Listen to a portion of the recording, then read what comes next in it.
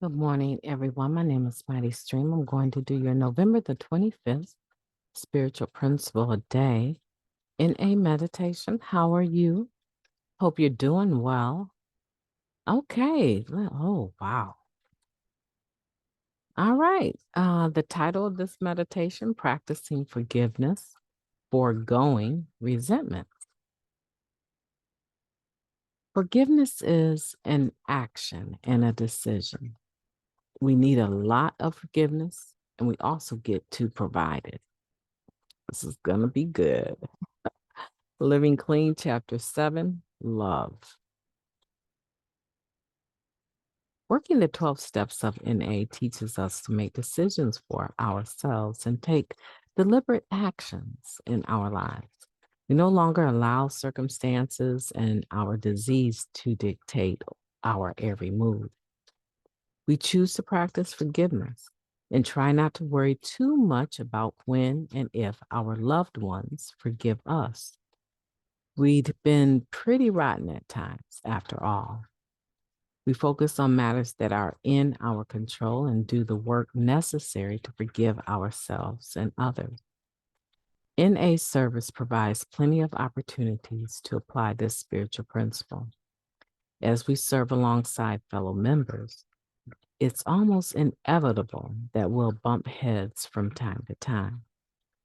For the most part, we manage to set aside our disagreements, uniting to support the addict who still suffered. Let me repeat that. For the most part, we manage to set aside our disagreements, uniting to support the addict who still suffers. But practicing unity does not neutralize the need for forgiveness. Despite acting in unity, I was still holding a grudge, a member shared. It occurred to me that service might be more pleasant if I would forgive some of those I served with. Many of us have taken a turn standing on the NA soapbox in defense of what we believed was best for the fellowship. We can forgive others for being irritatingly passionate because we've been that too. Instead of keeping a record of each other's worst moments, we can make a decision to focus on the good work they're doing. We adjust our perspectives to take the bigger picture into account. None of us is all good or all bad. By practicing forgiveness, we allow ourselves and others to be human. Sure, we make mistakes, but our worst moments don't need to define us. By practicing forgiveness, we can shift our focus and appreciate the strengths each of us brings to the table. I choose to practice forgiveness today. I'll revisit some old resentments, take positive action on any unresolved issue, and let go of any lingering bitterness. I will accept people as they are now. Let's take a moment of silence, followed by the wee version of serenity prayer, please. Moment of silence now.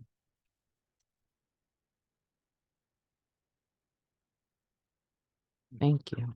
God, grant us the serenity to accept the things that we cannot change, the courage to change the things that we can, and the wisdom to know the difference. Just for today, please and thank you. How powerful is that? Practicing forgiveness, foregoing resentments. I'm sure all of us can think of tons of things other people in the fellowship have done. And we still, even when we see them sometimes, kind of cringe.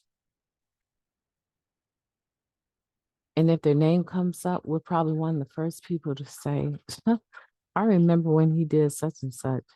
Or do you remember when she did such and such? Some of those people we do service with, we're on some of the same committees with. We might even be in the same network of sponsorship with. They might be our sponsee sister. God forbid that they might even be our sponsor. We're human. We don't nail it every time. We don't get it right all the time. And unfortunately, we can amass, right? We can count mountain hills of all of the errors that have been done by people in the fellowship. And we are quick to forget our own errors, our own messes that we made. Maybe we're not. Maybe we hold ourselves to the same standard of perfection that we're holding other people.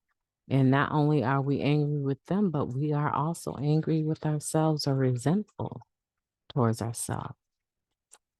You know, a smile costs me nothing.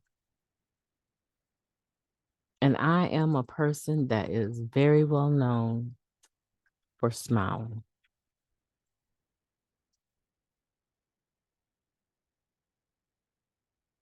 Forgiveness, though. Now, that is another topic. It doesn't always come so easily. And sometimes I think I have done it. And whew, seems like the next time I see the person or the topic even comes up, I can rattle off every single thing that was said by them, how it went down. Oh, man.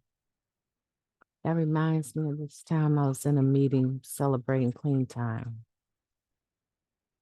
And some people showed up that I hadn't seen in a long time.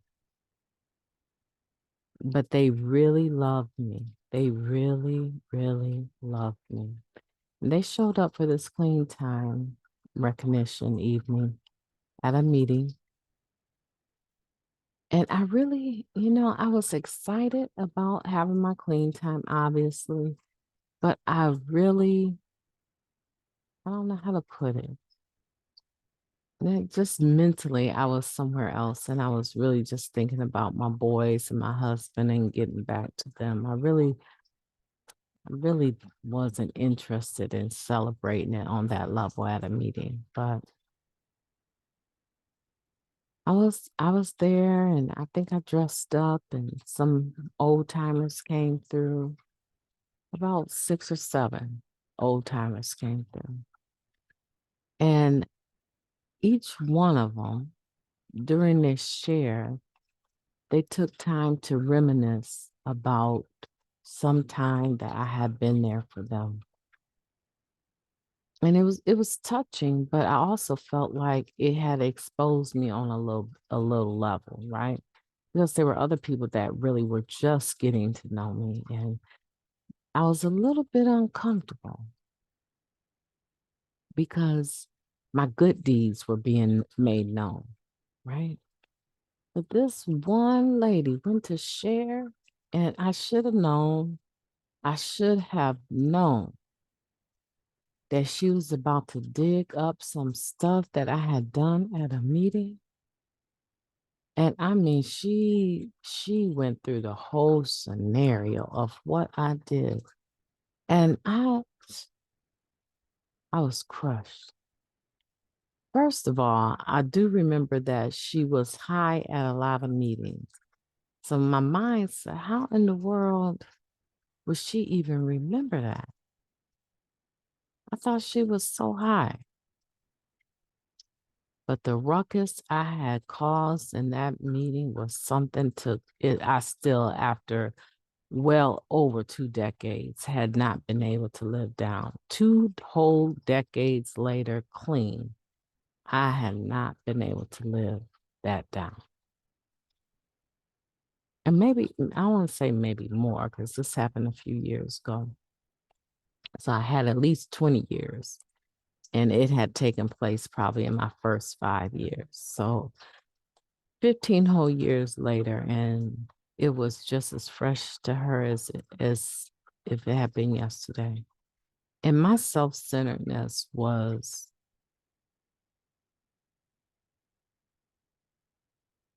my own self-centeredness was just hurt. Here these people come sharing. I hadn't seen them in so long. They come sharing all the good stuff. But one person remembered something that was really a big ruckus.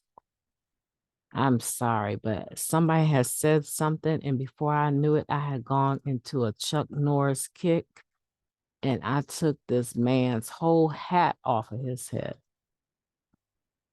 And I knew instantly that if he wanted to retaliate or call the police, he could have, and he did not. And he was just as stunned as I was, and he was just as stunned as anybody else in the room. And she recounted it. And I sat there and I said, it sounds like I really impacted her. My behavior impacted a lot of people. And this is why I'm in recovery. I am working on a living amends to the program of Narcotics Anonymous and working to every day set a tone of recovery, the atmosphere of recovery at every meeting I make. Right? So sometimes while we're finger pointing, people are also finger pointing at us. And sometimes they also need to work on forgiveness.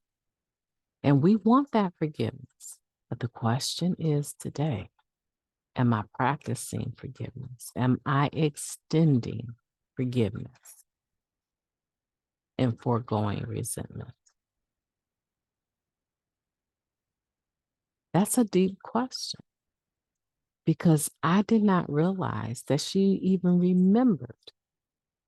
No, I knew she probably was present because a lot of people were. I think maybe 50 people in that meeting. A lot of people were. But she remembered. And initially I was like, can't believe she told that story. But right after that, a short time after that, my mind said, you're still in need of forgiveness by her and others. And this is going to be a work in progress. You are always going to be going up against your past behaviors. And because I have been in Narcotics Anonymous half of my life, more than half of my life, that's a lot of things, a lot of mistakes, a lot of errors to work on being a living amends, right? I hope you've enjoyed that story. I think it's kind of interesting. It still saddens me, so I'm not really laughing or anything about it. It still saddens me to think about that, but it makes for an interesting story nonetheless, right? Today, let's practice forgiveness. Today, revisit some of your old resentments. We'll all revisit them and take positive action on any unresolved issues and let go of any lingering bitterness. Accept people for who they are now, not who they were, but who they are today. My name is MightyStream. I've enjoyed talking to you. I hope that you have a beautiful day on purpose.